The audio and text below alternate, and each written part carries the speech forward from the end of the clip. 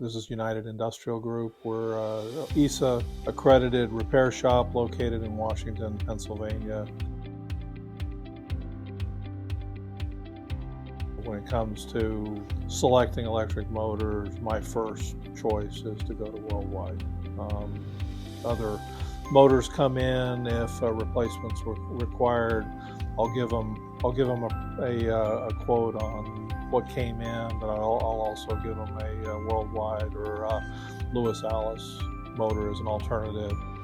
This is a 125 horsepower motor. This particular customer likes WorldWide. A number of their other motors that are here aren't WorldWide, but what I'm seeing is over time, as a motor fails, rather than replacing it with another manufacturer, they're making a switch to a WorldWide or Allis motor now, because I think both the WorldWide and the Allis are very high quality motors, very good. We have, I can count in 5 years less than one hand of fingers of warranty issues that we've had when we have had them.